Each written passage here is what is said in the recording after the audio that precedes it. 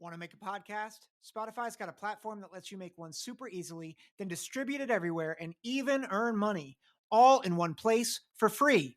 It's called Spotify for Podcasters, and here's how it works.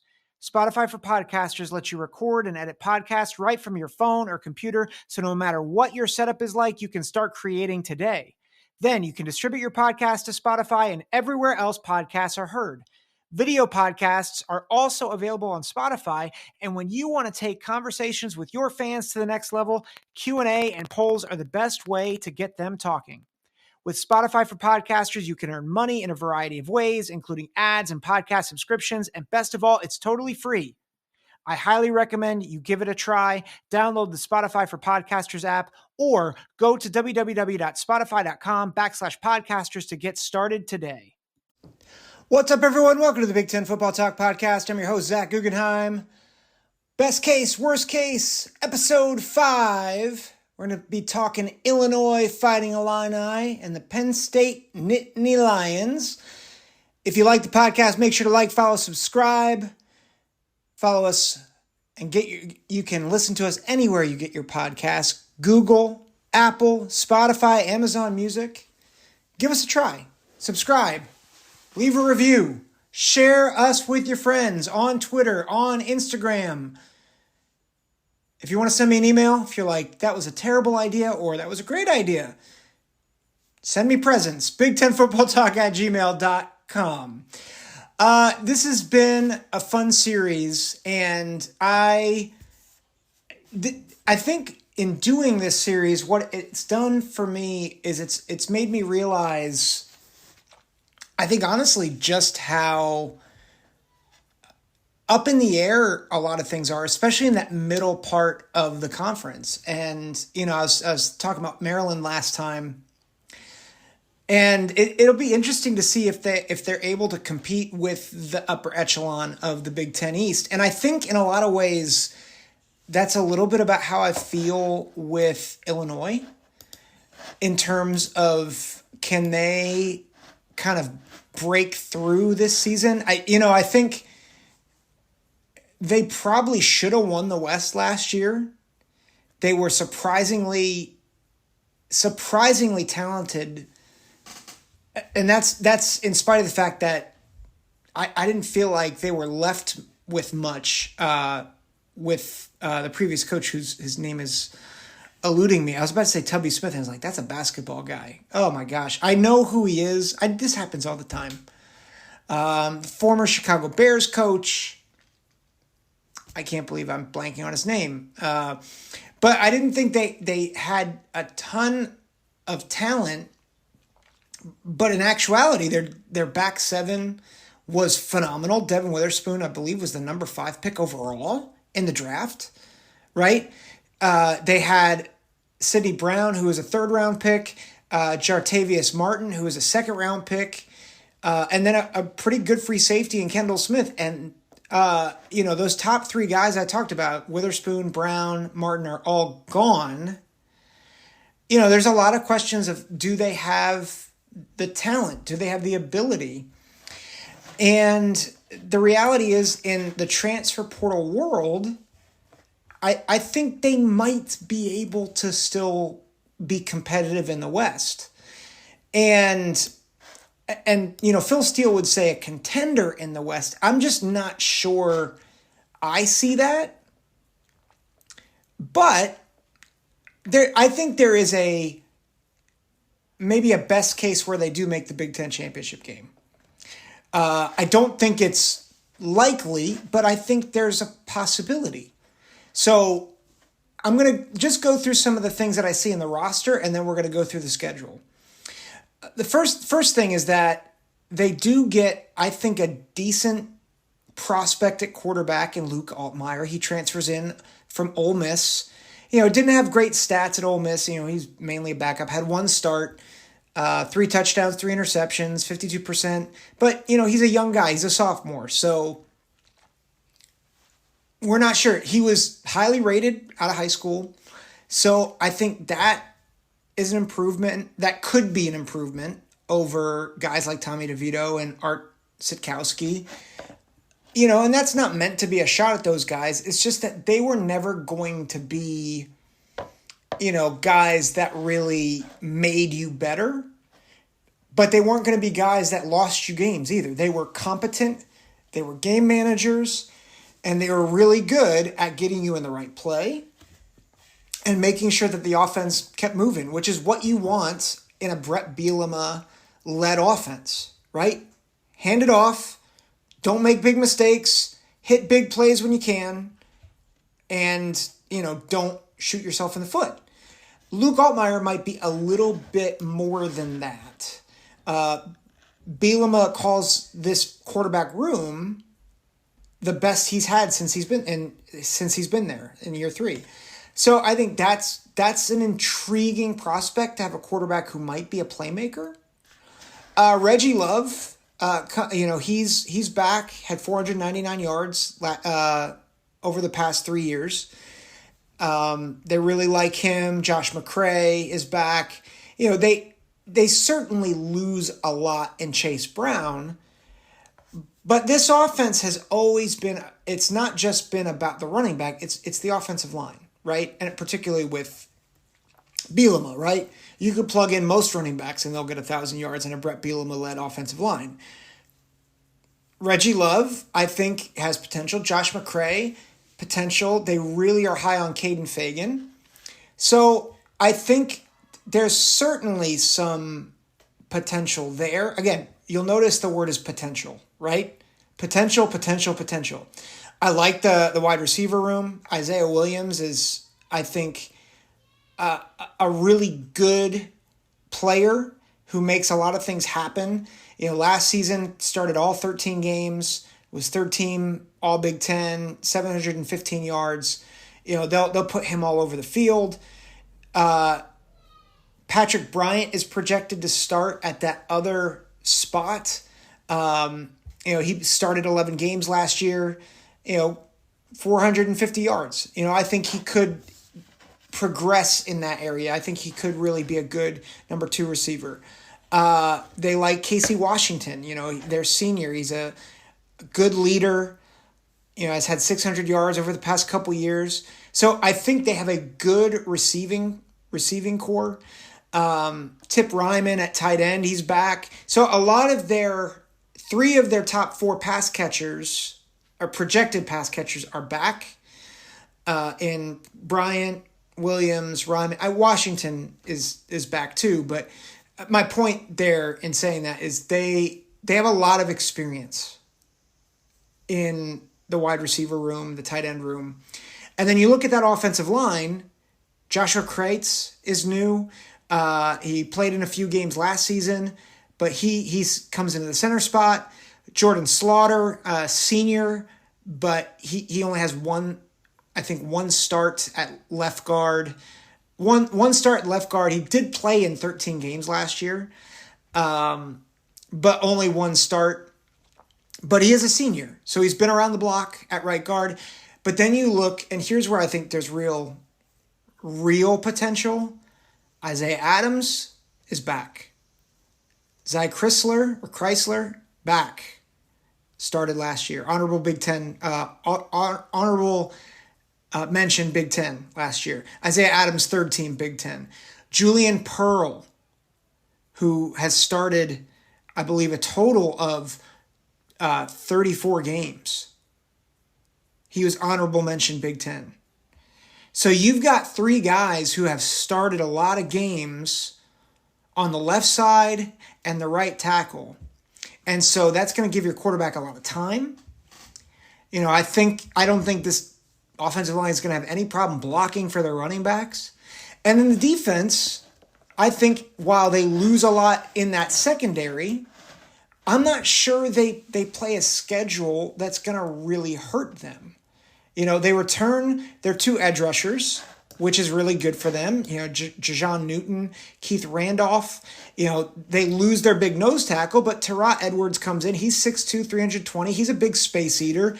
Good, and he played in 13 games last season, so he at least knows the ropes. They're excited about their linebackers. 3 out of the 4 started last year, and Kenena Odeluga. I'm sorry if I didn't get that right. He has some valuable experience last year too. 2 sacks last year. So you've got a lot of guys at the linebacker spot who have experience, who have played well. And then obviously, it's the secondary that's the big question mark. They're going to take a step back. And yet I still think they feel good about their secondary. They've got a little bit of experience back there. 2 sophomores, a junior and a senior, and then both their specialists come back. So what does that mean? I think it means the defense is not going to take as big of a step back as you might think. I think the offense could take a step forward. So, and really the question is, who on their schedule might be able to take advantage of maybe a compromised back four, compromised secondary on their schedule? And really, I can see maybe 3 teams who could really take advantage of them. And that's even a stretch. So with that being said, where do I think the worst case, best case is for Illinois? Let's start worst case. Worst case, they play Toledo, win. They go to Kansas. Remember, Kansas, I believe, I'm going to forget what they were last year. They were over 500 for the first time, I think, in a while. And it's at Kansas, so I could see where, Illinois comes in. They don't have quite the talent to overcome a bad game and a bad road game. And so I think, in worst case, Kansas beats them and then they play Penn State at home and just get walloped because Penn State has a complete offense.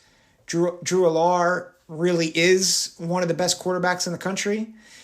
So they get beat by 4 scores. They get Florida Atlantic. They beat Florida Atlantic, but then they go to Purdue, and Purdue with Hudson Card is not as bad as we thought they'd be, and they get beat by Purdue. I think, the worst case scenario, I think with Nebraska at Maryland and Wisconsin, the worst case would be 1 and 2. Right? They get one of those teams, probably Nebraska, and then lose to Maryland, lose to Wisconsin. So that's, again, this is worst case, 3 and 5. They go to Minnesota, and, PJ Fleck kind of gets the momentum going, the juice going, and they lose to Minnesota. They have Indiana at Iowa Northwestern. I think they beat Indiana, lose to Iowa, beat Northwestern. I think 5 and 7 is their floor, which, to be fair, I think if this were 3 years ago and we were saying, hey, your worst case scenario is 5 wins, I think Illinois fans, you guys would be ecstatic, right? But I think some of you might be listening to this and think, you think the worst case scenario is 5 and 7? Listen, the expectations have risen dramatically for Illinois in a very short time. And you have to remember, I think Brett Bielema is a great developer of talent, they still have not recruited super, super well. So the fact that might be the floor has risen that much, I think should actually be a real encouragement to you. Now, what's the best case scenario? I think they start out 2-0, right? Toledo at Kansas. I think they are better than Kansas. And then they play Penn State. I think Penn State's a really tough ask. I think Penn State, they have good receivers. They have a really good offensive line. They have one of the best running back tandems in all of college football. I think that's just going to be a tough ask. And then you want to talk about a defense that's going to really put Illinois in a bind. Their secondary Like, I think Illinois would have to throw on Penn State to beat them. I think Penn State's secondary, again, might be the best in the country. So I just think that's a bad matchup for Illinois. So I think they lose that, even though it's home. Beat Florida Atlantic, beat Purdue, beat Nebraska. I think they can get Maryland on a bad day. So that's 6-1. I don't think they can get Wisconsin. So they lose to Wisconsin, homecoming. And again, I think Wisconsin's going to be really, really good this year, much improved. But that doesn't mean they can't win the West. So they're 6-2, but then they go to Minnesota and win. They host Indiana, win at Iowa. They can get at Iowa on a bad offensive day because we've seen that over and over and over again. And I think their defense will cater to Iowa's weaknesses, right? Like, Iowa is still going to struggle to throw the ball, and I think Illinois is competent at defending the run. So I think that's going to be a tough, brutal game for both those teams, and I think they beat Northwestern. Listen, that's 10-2. I think that's the best case scenario. And the way that they get to the Big Ten championship game is realize that Wisconsin's schedule, while it's not a hard schedule, they have a number of games where they might really blow it. It might just be really tough. So you've got a game at Washington State. And while Washington State isn't great, they did lose that game last year. And you're going to the West Coast. And that's just tough. So Wisconsin, well, no, that's not going to matter. Sorry, I'm doing a Wisconsin worst case, and I forgot that Washington State's not in the Big Ten. Or Washington State's not in the Big Ten. Who isn't in the Big Ten at this point?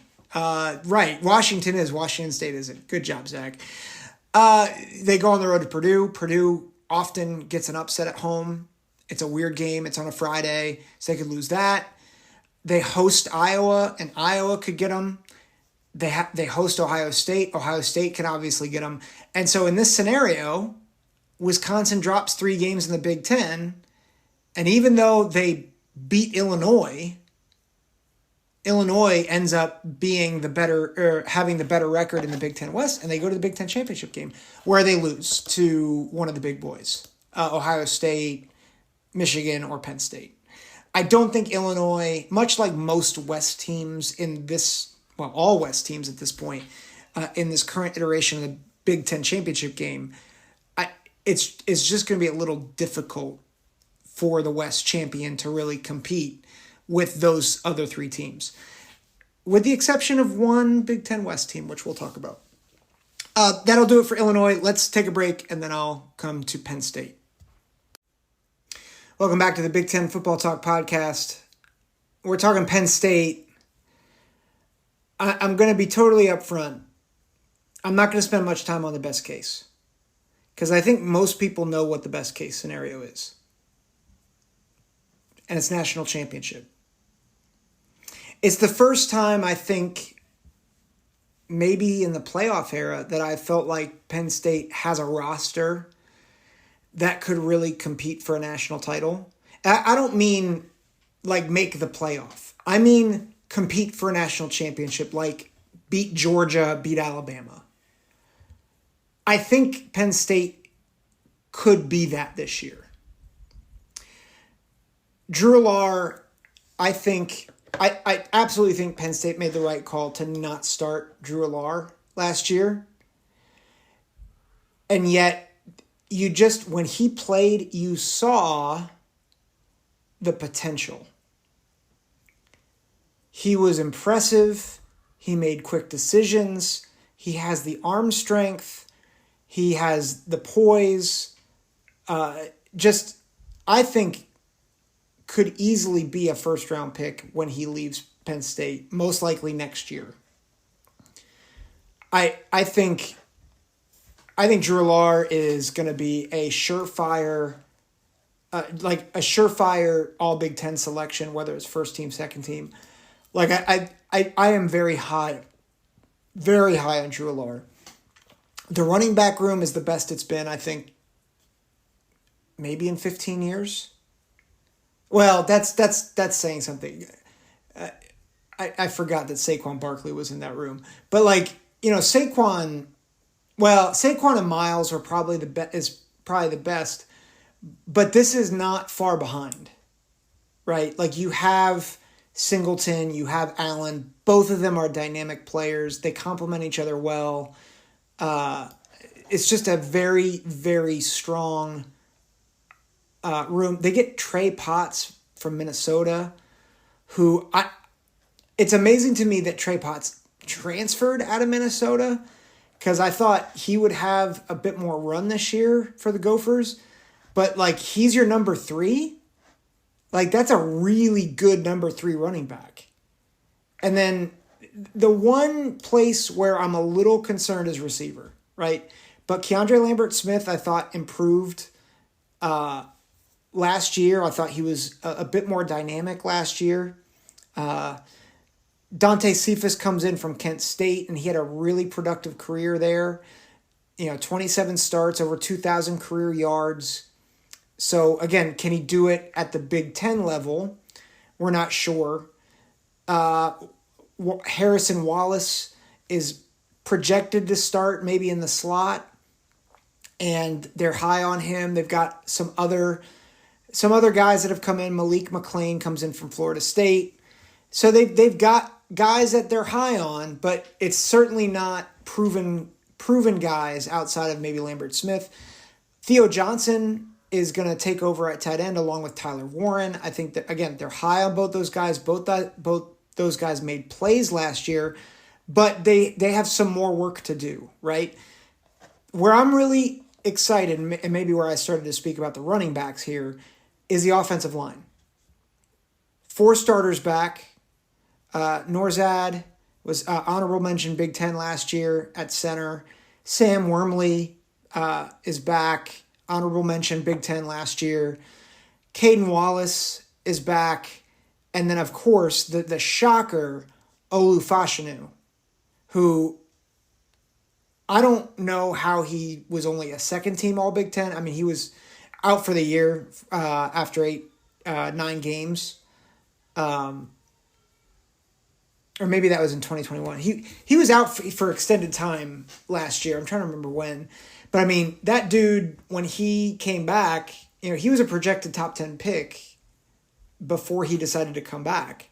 So now, all of a sudden, you've got maybe the best tackle in the conference who's anchoring that line with some really good running backs. I think a superstar in waiting at quarterback. And your wide receivers are maybe the only thing that's going to hold you back from being maybe the best offense in the conference. And then you go to the defensive side of the ball. My only question mark is really the defensive line. And even then, it's less of a question mark and more of it's a question mark because it's a lot of unproven guys. But I think there's a number of guys who can make an impact, right? So you've got guys like Danny Dennis Sutton, who I think they're really, really high on. Last year, Adisa Isaac was 3rd team All Big Ten, had 4 sacks, 7 tackles for loss. They're excited about him. Zane Durant comes back, who they really are high on. So they've got guys that they're really excited about. And it's not just the frontline guys, it's backups, guys that are going to be able to rotate in. So, and I think to be at that competitive level, you have to be able to rotate guys on the defensive line to keep them fresh. So we're talking about them stacking talent now, and they've got seasoned guys, and they've got some very highly touted guys coming in that they're very, very high on. So I like their defensive line. It's just not definitive. It's not like I think Michigan and Ohio State where you have guys, you're like, they're going to be really, really, like, you've seen the flashes already. Some of these guys you haven't seen it, but they look good, right? So I think their front four is going to be formidable, but maybe not like a top 10 in the country. Their back seven is going to be the best in the country. Abdul Carter, Kobe King, Curtis Jacobs. Abdul Carter might be end up being the best defender in the conference. That dude is a stud. And I mean, you're talking about, I think, another Micah Parsons in terms of talent. So he's going to be an enforcer in that middle. He's got a year of experience now. Jacobs, I think, really anchors them with his seniority.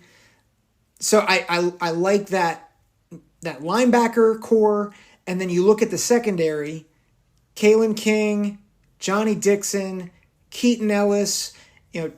Jalen Reed steps in at strong safety as a junior. They're experienced, they're talented, and I think they're going to give a lot of people problems, even without Joey Porter Jr. This is a phenomenal group in the back seven, and you need a phenomenal group to defend teams that have really good receiving cords. I'm looking at you, Ohio State, and even Michigan. Like, you need that to be able to compete with their firepower. Now, so what's the worst case scenario? What's the worst case scenario? We're just gonna do worst case first. That's kind of what we do. I think the worst case is Alar is a little shaky in game one. Struggles a little bit, but they beat West Virginia. I don't think West Virginia stands a chance in that game. I think that's a bad matchup for them. Obviously, Delaware, they named the score. At Illinois is dicier than people expect, and they win by a field goal. And then they host Iowa, and Iowa is able to grind them a bit to a loss. They go to Northwestern. They beat the brakes off of Northwestern as a revenge game. They get a bye week. They beat up on UMass, and then they go to Ohio State, where it's a close game, but Ohio State wins. And that drops them, I believe, to 5-2. Indiana's a win. At Maryland is dicey, but I think they pull off the win. Michigan at home, they lose before finishing up with Rutgers and Michigan State, and they win. I think the floor is 9-3. You could make a case 8-4 because I do think Maryland is good enough to spring an upset where if you bring your C+ game, I could see that. My hesitation with that, and it's why I picked Maryland to upset Ohio State instead of Penn State. I just think Penn State's offensive line is much more solidified, and therefore I think where Maryland can do damage to Ohio State, I don't think they can do it to Penn State. So I would think that their floor is 9-3. And maybe what I would say is I think they lose either to Iowa or at Maryland in the worst case. But this team's too talented, I think, to only go 8-4. I think, according to Phil Steele's power ratings, they're in the top 5. And if you look at his power ratings, the top 5 teams, it's Georgia, Alabama, Ohio State, Michigan, Penn State, which should give you an appreciation of how good those top 3 teams are in the Big Ten right now. Like, I think they are. I just think Penn State's going to be really good, which brings me to the best case scenario. And I'm not going to spend a ton of time on this, but I'm going to kind of describe how they get there. So, first game, Drew Alar really establishes himself. Keandre Lambert-Smith really begins to emerge as a primary weapon. Theo Johnson really picks up where Brenton Strange left off. And you really see that the running backs and the offensive line are really, they have a good groove. And so they beat up on West Virginia. They beat them by 5 touchdowns. And then Delaware, they name the score. At Illinois, they name the score. Maybe not name the score, but they handle Illinois. And then Iowa comes to town and they face adversity.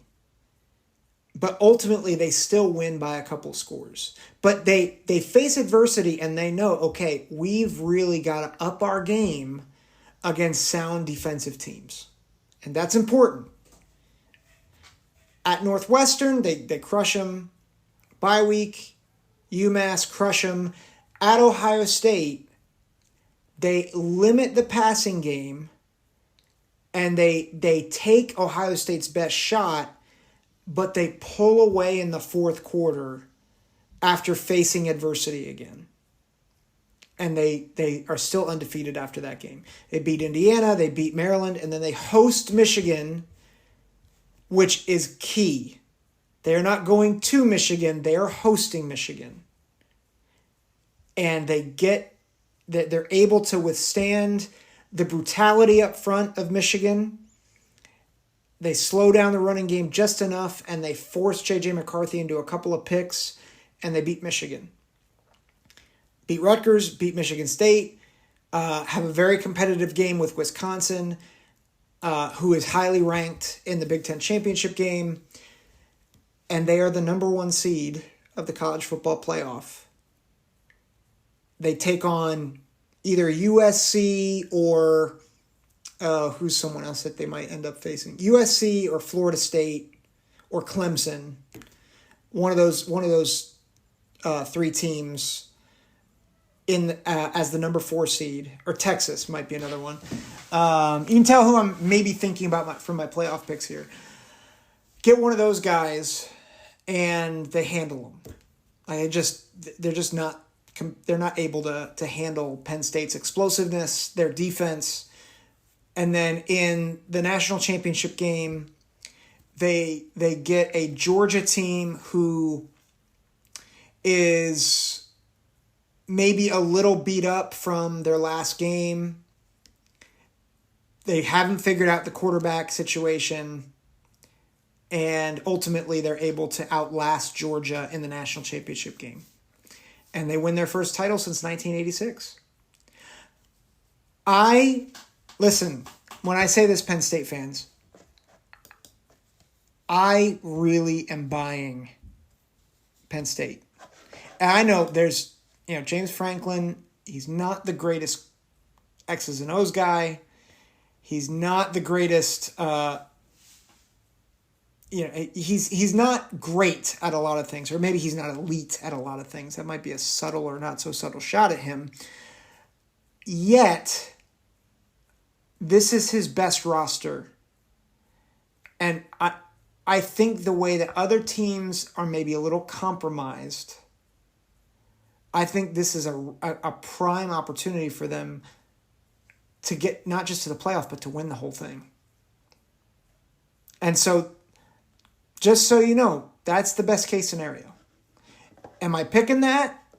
Well, you'll have to tune in later in the preseason when we talk about my Big Ten predictions and my playoff predictions. So that might be a little teaser or some foreshadowing into what I'm thinking. But that'll do it for the Big Ten Football Talk podcast. Thanks for listening. Take care. God bless.